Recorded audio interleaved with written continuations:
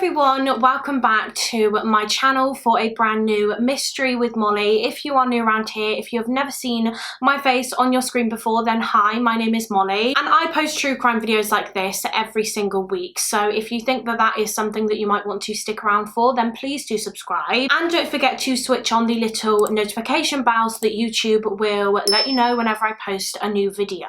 This week we are going to be talking about the solved case of Sian Blake and her two sons, Zachary and Amon. If you are from the UK, then you may actually recognise Sian because she was an actress and she used to be on a very big popular soap opera show that we have here called EastEnders. Just like Gemma McCluskey, if you remember, I covered Gemma's case earlier this year. I will leave that video linked down below in the description box if you would like to watch it after this one. But Sian Blake was a vibrant and friendly woman who was very, very close to her loved ones, but then suddenly one day she just went radio silent. Her family stopped hearing from her. She went missing alongside her children, and weeks later the absolutely devastating truth surrounding her disappearance came to light, and the police had to try and track down the evil person responsible for this horrific crime.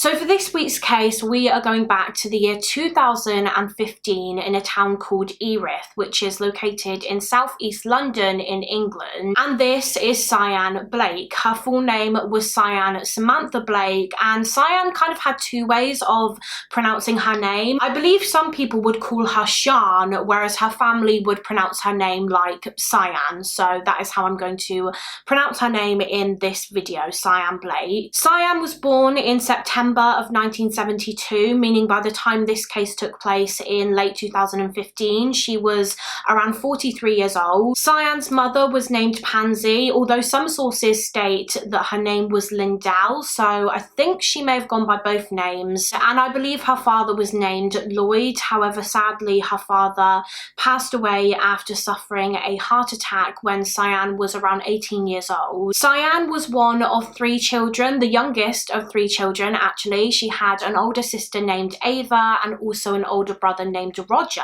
and she was originally from an area called Walthamstow in East London. That's where she was born and where she was raised. And as I said, she was always incredibly close with her family, so even when she moved away from them later in her life, she still maintained regular contact with them and saw them as often as she could. Sian Blake was described by those that knew her as being a very loving and friendly and vibrant person. She was very chatty, very sociable. She was the kind of person that was really easy to talk to and get on with, and her mother described Sian as having a smile that could just light up any room. From a very young age, Sian developed a passion for acting, and she decided that that was what she wanted to do with her life. She wanted to become an actress, and so in 1991, when she was around 19-20 years old, she became a student at the Guildford School of Acting in Surrey, and she trained there for about 3 years. And not long after she left in 1994, she landed her first acting role. She appeared in an episode of Casualty, which is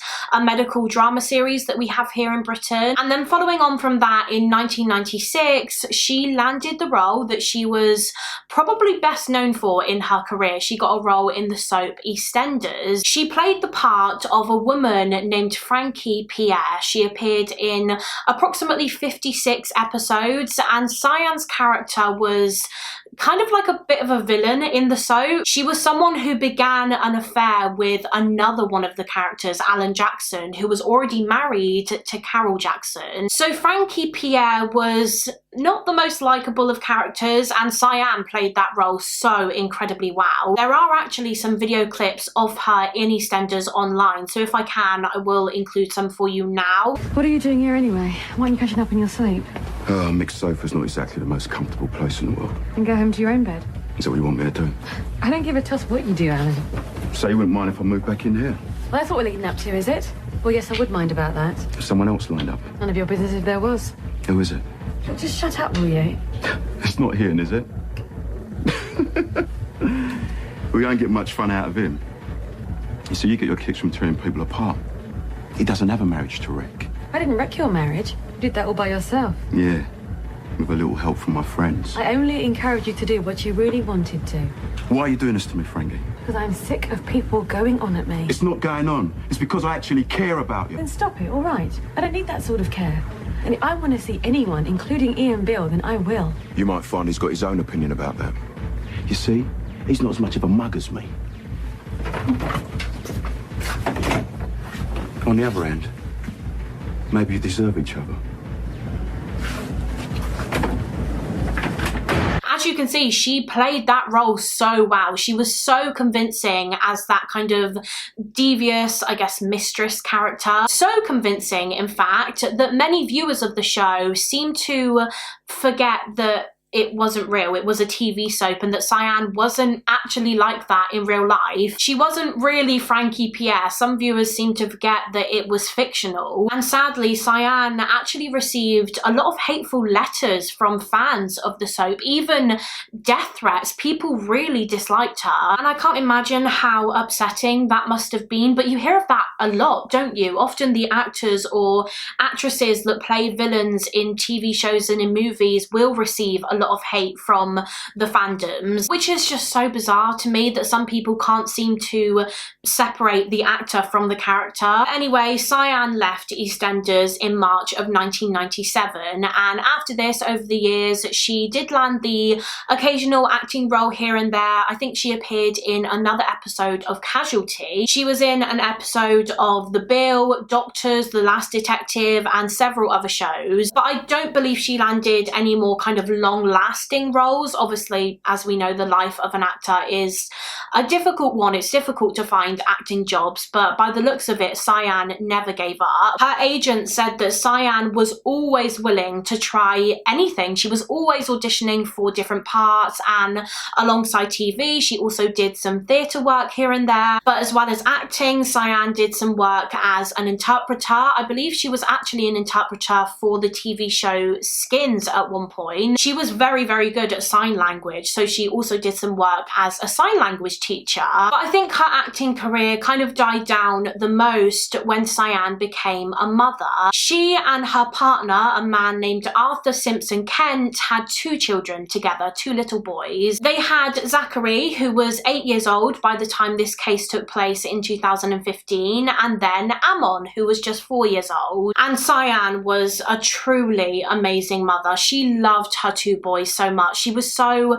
besotted with them and devoted to taking care of them. They were her #1 priority in life. And by 2015, Sian lived with her kids and her partner Arthur in a bungalow on Pembroke Road in Erith in southeast London. But just to give you a bit of background on Sian's partner, Arthur Simpson Kent, he was around 49 years old in 2015, and he was originally from Ghana in West Africa. In his adulthood, he, quite like Sian, kind of had a few different jobs. I think he had done some modelling work, he worked as a hairdresser, apparently he was a hairdresser for some celebrities actually, and he also did the odd job as a painter and decorator too. Now, he did have a wife and a child before Sian. In 1994, he met a woman named Dominique and they started seeing each other.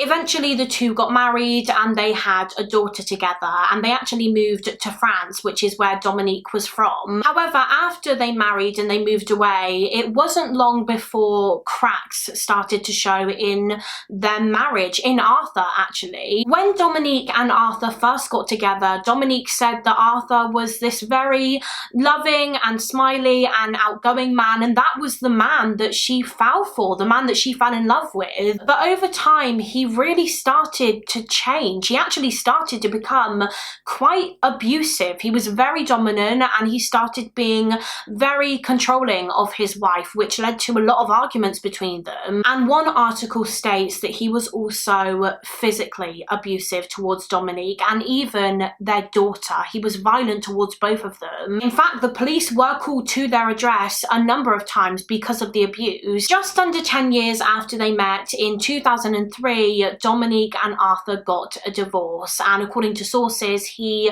moved back to London in 2005, and it was following this when he began began a relationship with Sian Blake. Although one source I read said that they had actually met before he moved away to France and they dated very briefly then, but then they properly got together when he moved back, and as we know, they went on to have 2 children together. Just as a side note, I did read on another article that Arthur Simpson Ken actually had about 8 children in total. He fathered 8 kids to various different women, but I'm not too sure how accurate that is because I did only read it on one article. But in regards to him and Sian, he also started to become abusive in his relationship with her. He was again very dominant, very manipulative, very controlling. Arthur Simpson Ken was the kind of man that always wanted to be in control of everything. He wanted to control every single aspect of his partner and his family's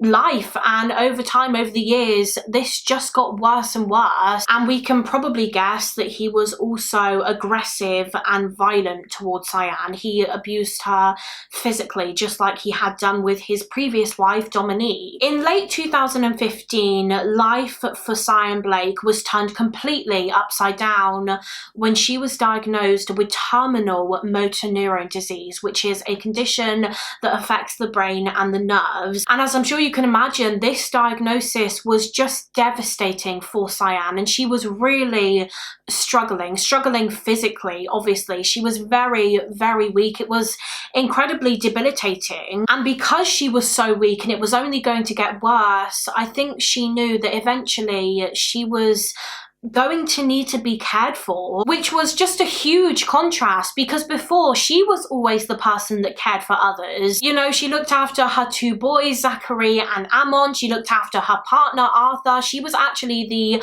main provider of the family. She brought home the most money. She earned more than Arthur. So she had always been the one to care for others, whereas now she was going to need to be looked after. But by this time, late 2015, her relationship with Arthur Simpson Ken had more or less completely broken down. Sian didn't want to be with him anymore because of his controlling and abusive behavior, and so she pretty much decided that she was going to move back in with her mother Pansy. She was going to take her 2 boys and all 3 of them were going to live with her mum so that her mum could take care of her for however long Sian had left. I don't know if she was given an estimation by the doctors, but like I said, her disease was terminal. On the 13th of November 2015, Sian was driven to her mother's home in Leighton in East London, which is just over a 40-minute drive away from Erith, where Sian and Arthur lived with their children. She went to her mum's house that day to obviously see her mum and her sister Ava, and they were going to have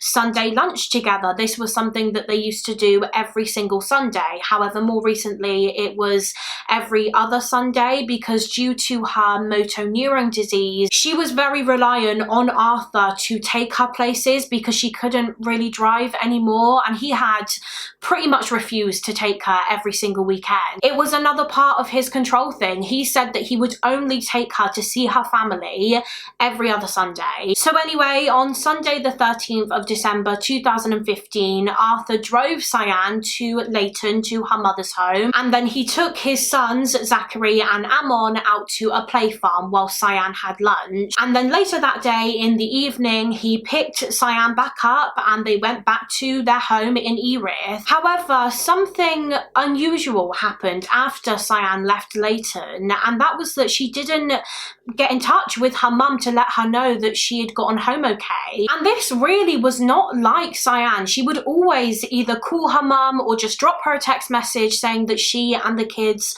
were home so that her mum wouldn't worry. But for some reason on this particular day, she didn't do that. And it was the same the day after. Sian never got in touch with her mum or anyone in her family, which again was just so out of her character. And so because of the whole family's concerns, questions, one of Sian's aunts soon got in touch with the NSPCC, which is a child abuse charity that we have here in the UK, because Sian's family, I think, knew generally what was going on at home for Sian. They knew that Arthur Simpson Kent was abusive. They'd been trying to get Sian to leave him for so long now. So the family were not only worried about Sian, but also the children, the two boys, Zachary and Amon. And so her aunt got in contact with the NSPCC helpline and I think just asked for their advice. And it was following this when the police were also contacted, and they were made aware of the fact that Sian hadn't been heard from by anyone, or at least that was until the 15th of December, so 2 days after Sian was last seen, when suddenly members of her family received a couple of text messages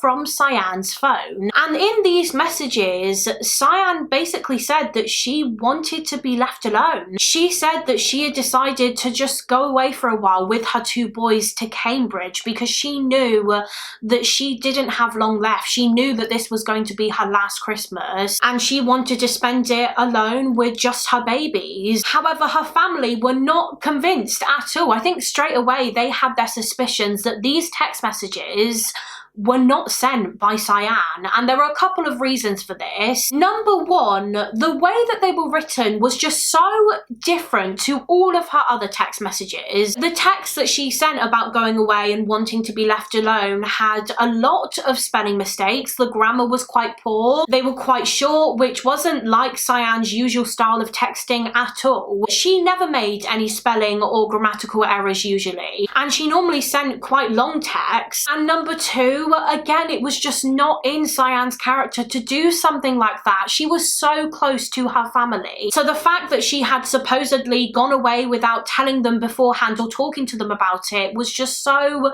bizarre. It didn't make any sense, which is why they didn't think that these messages had been sent by Sian. They had been sent by someone else using her phone. But why? The day after these text messages were sent, on the 16th of December 2015, the police headed to Sian's address, her home in Erith, where she lived with Arthur Simpson Kent and their children. And as expected, Sian and the two boys were not there, but Sian's partner, Arthur Simpson Kent, was. So the police asked Arthur a few questions regarding Sian and his kids' whereabouts, and he said the same thing that Sian had said in her text messages, that she had taken the kids to Cambridge. He said that she had gone to stay with someone, a friend in Cambridge, because she just needed some space. She needed some time away after very recently receiving her motor neurone disease diagnosis. And for the time being, apparently that was enough for the police. They just believed him and they went on their way. According to a documentary that I watched, officers did go back to the address in Erith, I think maybe a few days after this, to see if Sian and her boys were back. However, when they knocked on the front door, there was no answer, and it didn't seem as though anyone was inside. So now, not only were Sian and her kids gone, but so was Arthur Simpson Kent, it seemed. But despite that, and despite the concerns raised by Sian's family, the police didn't really do anything. Without even really looking any further into it, they just believed that Sian had left of her own accord because she wanted some space. And so that was that. It was left at that. In my opinion, it wasn't taken seriously enough by the police initially at all. The police work in the beginning of this case was honestly terrible and so disappointing, and the police have since admitted that as well. They've admitted that they should have done way better, but we'll talk more about that later on in the video. The police clearly thought that Sian would just turn up. Eventually she would return, as her text messages suggested she would, but she never did. As the days and the weeks went by, there was still no sign of her. No sign of her boys Zachary and Amon, and also no sign of Arthur Simpson Kent. He was nowhere to be seen. And even on Christmas Day of 2015, 12 days after she was last seen, there was nothing, no contact from Sian whatsoever, which only made her family worry even more, because before she disappeared, she had arranged to go to her mother's house and spend some time there on Christmas Day with the kids. But Christmas Day rolled around and Sian didn't turn up, and I cannot imagine the distress that Sian's family must have been experiencing during this time. The panic that they must have been feeling is just inconceivable. And the fact that this happened at Christmas as well, it's a time where you're supposed to be happy and laughing and spending time with your loved ones. But for the Blake family, it must have just been hell. And when Sian didn't turn up at Christmas, her family were just even more convinced that something had to be wrong, something bad had happened. They knew that there was no way that Sian would have not got in touch with them on Christmas Day of all days. And so the family got in contact with the local police again and pretty much begged them to please look into this. Please investigate this, because a mother and her 2 children have been missing for weeks now and they could be in danger. And so finally the police did jump into action, and on New Year's Day of 2016 they issued a public appeal urging anyone with any information regarding Sian and her children's whereabouts to come forward. And this appeal was quickly picked up by the media, who immediately started printing in the newspapers that an ex-EastEnders actress was missing. And just 2 days after the appeal, on the 3rd of January, something was found. It wasn't Sian, but it was her car. Her car was discovered in an area called Bethnal Green in the East End of London, which is just over 16 miles away from Erith, where Sian lived, which was really confusing for the police and Sian's family. They couldn't understand why the car was there. As far as anyone knew, Sian didn't know anyone in Bethnal Green. She had no family or friends living there, so why was her car there? It actually seemed as though it had just been abandoned in that area. There was no one in the car and nothing inside to indicate where Sian might have gone. So even though this was a pretty big development in the case, it didn't really provide the police with anything, any answers as to what could have happened to Sian. And I think it was at this point when the police finally realised just how serious this case was. As I touched on prior to this, I think they did believe the theory that Sian really had just gone away with her kids for a little while and that she would be back. But now that her car had been found abandoned, that of course didn't look very likely at all. It was at this point that they really started to think that foul play may have been involved here. And so the local police team that were dealing with this case and had been dealing with it up until this point, rather poorly in my opinion, they passed it over to higher ups. It was passed on to the Serious Crime Homicide Command team to investigate now. Meanwhile, Sian's case was still in the papers. Her face was all over the news, but despite this, the police didn't really receive many, if any, tips or leads, to be honest. They didn't receive any reported sightings of Sian or potential sightings of her, which just increased everyone's concerns even more, because if no one has seen her or her kids anywhere, does that mean that they are probably dead? Surely if they were still alive and out there somewhere, someone would have seen them and come forward. Especially when you consider who Sian was. She was an actress who had previously been pretty well known. She was on one of the biggest soap opera shows in the country, so people knew her face. They knew who to look out for, and yet still, there was nothing, no sign of her anywhere. But then came a major development in the case when on the 5th of January 2016, Sian's home on Pembroke Road in Erith was finally searched. After finding Sian's car abandoned just 2 days earlier, the police decided that they had to search the property for any trace of Sian and her family. So a full forensic team was sent into the address, sniffer dogs were sent in, and the search began. And when they searched the back garden and they dug into the ground, the police discovered 3 dead bodies wrapped in plastic, buried underneath the soil in shallow graves. And these 3 bodies were eventually identified as being 43-year-old Sian Blake and her 2 little boys, 8-year-old Zachary and 4-year-old Amon. And of course, they had tragically been murdered. I mean, that was obvious from the place they were found, but in their autopsies, it was determined that all 3 had died as the result of suffering several injuries to their necks and also blunt force trauma injuries to the head. They had each been brutally beaten to death. They'd been beaten around the heads with some kind of heavy blunt object, which I don't believe was ever found, so I don't know if the police know for certain what the murder weapon was. But I also read on a few sources that as well as sustaining these injuries, they were also strangled and stabbed with a bladed weapon, probably so that the killer could ensure that they would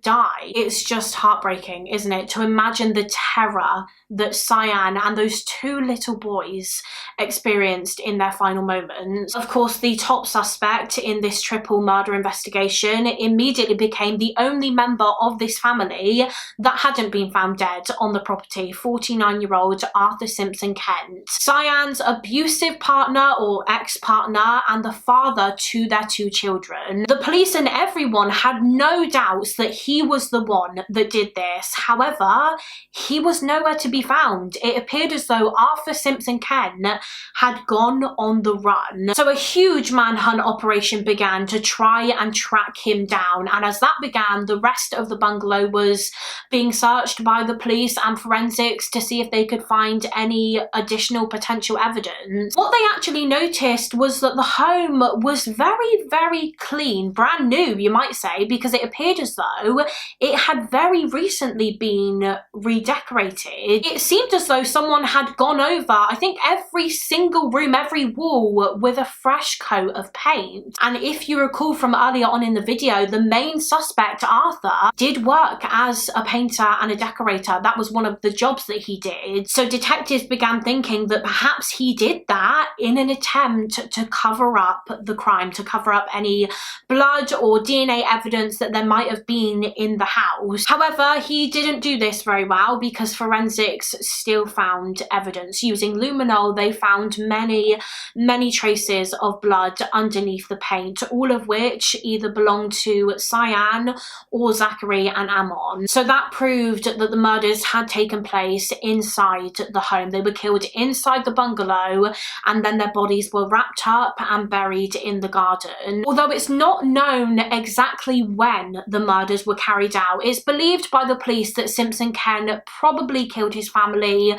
sometime in the evening/night on the 14th of December, the day after she was last seen by her family. But it may have happened in the early hours of the 15th. I think because the bodies weren't found until about 3 weeks after their deaths, the pathologists just couldn't be too sure what date and time they were killed because they would have started to decompose by that time. So the hunt was on to try and find Arthur Simpson Kent, this clearly highly dangerous individual, and the police were pretty certain that he had gone on the run shortly after officers visited him on the 16th of December after they received that initial missing persons report from Sian's family and the NSPCC, because they'd actually received reports from neighbours who said that not long after this visit, they witnessed Arthur loading up a car. I'm not sure whether this was Sian's car that was later found abandoned in Bethnal Green or if he had his own car, but they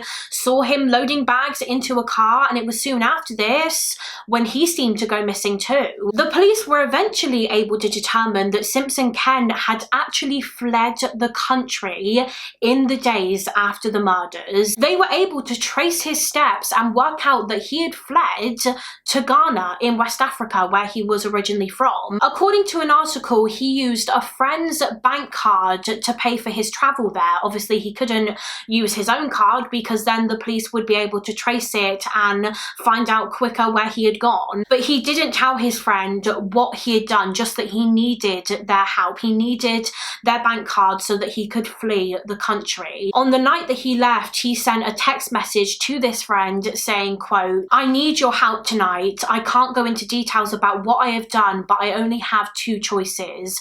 Go to Ghana one way or die." It was determined that using his friend's money, Simpson Kent had gotten a coach from London to Glasgow in Scotland. From Glasgow, he got on a plane which took him to Amsterdam, and then finally from Amsterdam, he got on another plane which took him to Ghana. And so after finding this out, a team of officers travelled there and they appealed to the public, I believe in Ghana. They were hoping that someone there would spot him and be able to tell the police his rough location. And the people in Ghana really got behind the police with this. They actually formed their own search party to try and find this man, this murderer. And eventually the police did find him. They'd received reports that he had been spotted near a resort on the coast in Accra, which is the capital of Ghana. And when the police went to that area where he had been seen, they found him literally hiding under a big rock on a beach. I believe he'd been sleeping under it. And some sources state that when they found him, he was just eating a coconut. He was arrested there at the scene on the 9th of January 2016, just under a month after the murders took place. And the process immediately began to extradite him back to the UK, although in the end he didn't have to be extradited, I don't believe. He voluntarily said that he would just fly back to the UK and that he would then deal with the consequences of his actions. So that's exactly what he did. He arrived back in the UK on the 12th of February 2016 and he was immediately arrested again at the airport, and eventually he was charged with 3 counts of murder. In June of 2016, Arthur Simpson Kent attended his plea hearing at the Old Bailey Court in London, and he decided to plead guilty to his charges. He wasn't denying that he did it. He admitted that he had killed his entire family. However, he tried to claim that this wasn't just a cold-blooded murder, triple murder. He wasn't a monster. He said that he and Sian had actually come to an agreement whereby he would kill them. Simpson Kent said that after Sian received her motor neuron disease diagnosis shortly before her death, she approached him and literally asked him to kill her. He said that this was a pact. She wanted him to end her life because she knew that she was going to die eventually anyway, and she was already struggling so much. She was getting weaker and weaker every day, and she felt as though she was unable to do anything anymore. She couldn't work, she couldn't drive, she couldn't look after the kids in the way that she used to. So she wanted to die. She kind of wanted it over and done with. However, Arthur claimed that Sian didn't just want him to kill her, she wanted him to kill their 2 sons as well, because she didn't want them to have to live without her, live without their mum. And so Simpson Kent agreed, and he did what Sian wanted, and he said that he intended to kill himself afterwards too, but in the end he chose not to go through with it. But as I'm sure you've probably guessed, no one believed this story at all. The police didn't believe it, and nor did Sian's friends and family. They just knew that there was absolutely no way Sian would have ever done that. She would never have asked Simpson Kent to kill her, and also those 2 innocent little boys. No way on earth. And let's just pretend for a second that it was true and Sian and Arthur did really come to this agreement. Why the hell did he kill them in the way that he did? If this was some kind of pact between them, why did he have to beat them to death, to end their lives in one of the most brutal and worst ways imaginable? Killing them in that way does not indicate to me that this was just a man that wanted to carry out his partner's wishes. This was a man that wanted his partner to suffer in their final moments. No one believed this story at all. It was clearly just his desperate attempt to make out that he wasn't as sick and twisted and evil as he was. It's not actually known exactly what his motive was for killing his family, but I think the theory that most people believe is that he was angry at Sian, because if you remember, she did plan on leaving him. He had been abusing her and controlling her for years and years by this point, and she had had enough. And after getting her diagnosis, she had decided that she was going to move back in with her mum, with her boys,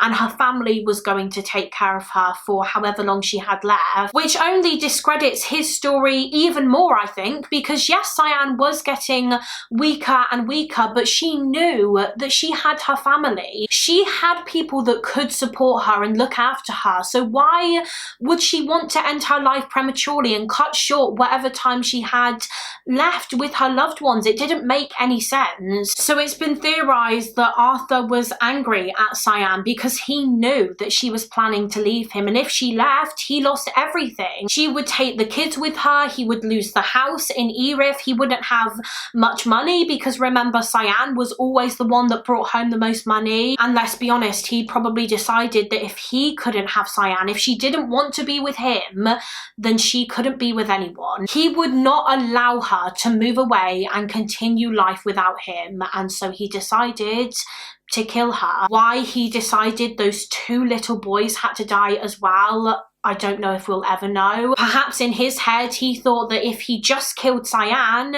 he would be left to look after the kids, and he maybe didn't want to do that, so he killed them too, but that's just speculation on my part. After he killed them, as we know, he wrapped up their bodies in plastic, he buried them in the garden, and then he painted over the walls in the house to cover up the blood evidence. Over the next few days, he pretended to be Sian. He sent those text messages to her family saying that she just wanted to be left alone and that she had gone away to Cambridge with the kids for a while. He was clearly hoping that that fake story would buy him time. At some point he drove Sian's car to that area in Bethnal Green and he abandoned it there. I imagine he did that to make it look like Sian really had gone away. She'd taken her car and driven away. And after the police visited him on the 16th of December and asked him a few questions regarding Sian's whereabouts, he packed his bags, he loaded up the car, and he got ready to flee the country. He used his friend's bank card to pay for his travel to Ghana, and I think he arrived in Ghana sometime around the 19th of December, just days after the murders. And it was actually discovered that whilst he was in Ghana for those few weeks before his arrest, he was having an incredible time. He was out literally partying most nights and drinking and having a laugh, which I think just highlights even more how truly sadistic and twisted this man was. He had just brutally killed his own partner and children, and it was like it didn't faze him at all. He didn't feel any remorse or guilt. He was out partying, and it's theorized that he did that. He went out partying and drinking in Ghana because he probably knew that eventually the police were going to catch up to him. He was going to be caught for this, so he thought that he might as well make the most of the freedom that he had left. He might as well have some fun before he spends the rest of his life behind bars. Although, having said that, it's believed that the only reason he entered the guilty plea at his plea hearing was because he thought that it might get him a lighter sentence. He clearly knew that there was no chance he was ever going to get away with this if he pleaded not guilty. So he pleaded guilty in the hopes that his sentence would be a bit more lenient. But luckily it didn't work out like that, because in October of 2016, the judge, Mr. Justice Singh, sentenced 49-year-old Arthur Simpson Kent to a whole life order, which means he will never be eligible for parole. He will spend the rest of his life behind bars, which is really not that common, whole life orders. I believe it's only been given to about 75 criminals in the UK before. It's only handed down to the most dangerous offenders ever, so I mean it suited Arthur Simpson Kent down to the ground. Simpson Kent did try to appeal his sentence. He clearly thought that it was too harsh, however his appeal was of course rejected. The judge decided that he was way too dangerous to ever be let out into society ever again. Following the discovery of Sian and her two little boys' bodies in the garden, after it was 100% confirmed that this was in fact a triple murder inquiry, the Metropolitan Police actually referred themselves to the Independent Police Complaints Commission because they realised that they had really messed up in the beginning of this whole case. As I said earlier on in the video, when Sian was first reported as missing by her family and the NSPCC, the police did not take it seriously enough at all. I mean, they visited Arthur Simpson Kent and they asked him a few questions and they just believed him. They instantly believed his fake story that Sian had gone away with the kids for a while, and they were just going to leave it at that, even though I believe they had been told by Sian's family that Simpson Kent was not to be trusted and that he was abusive. They handled this case so badly in the beginning. It wasn't until weeks after Sian and the kids were first reported as missing that they finally jumped into action. I mean, ultimately, it wouldn't have necessarily changed the outcome of what happened. Sian and the boys, it's believed, were already dead by the time the first police report was made. But, you know, if the police had acted faster, they more than likely would have found the bodies sooner. They would have captured Arthur sooner, maybe even before he made it to Ghana. And Sian's family wouldn't have had to go through those hellish weeks where they were just clueless and they had no idea where Sian and the boys were and whether they were in danger. To play the devil's advocate here, I guess you could take into consideration the time of year that this happened. It was over the Christmas period, so there are less resources for the police. More officers are taking time off, so there is less manpower. Maybe that could have had something to do with why it took until the new year for the police to properly start investigating Sian's disappearance.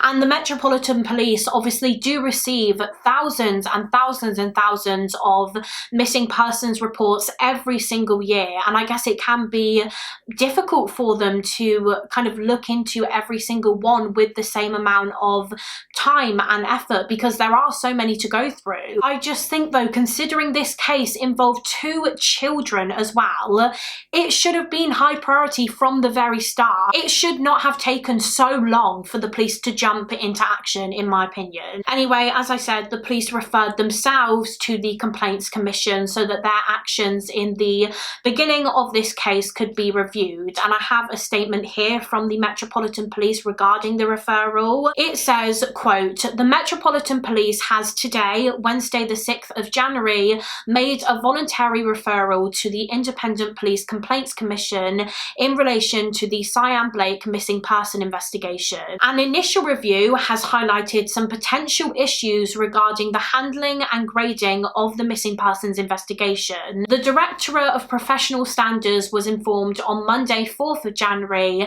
and is working with the investigation team to fully understand the timeline of police interaction with the family." Now, I couldn't actually find any information on the outcome and the aftermath of this review, what the findings were. I think we can just hope that lessons were learned from it and that it will prevent the police from making these kinds of mistakes again. But that is it for this case. That is the case of Sian Blake and her 2 sons, Zachary and Amon. I think this is probably one of the most heartbreaking cases I've ever come across, and I have no words. I literally have no words. Apart from that, I'm very, very glad that Arthur Simpson Kent will be spending the rest of his life in prison. As always, when I cover cases of a similar nature to this one, I will be leaving some domestic abuse helplines linked in the description box of this video in case anyone needs them. But yeah, that is it for this video. As always, please do let me know your thoughts and opinions on the case in the comments. I would love to hear what you guys think. Also, feel free to let me know of any other cases that you would like to see me cover on this channel. Again, you can let me know in the comments, or alternatively, I do have a case request form linked in the description box of all of my videos. Thank you all so much for watching. Please do give this video a thumbs up and subscribe if you haven't already, and I will see you again next time for another mystery with Molly.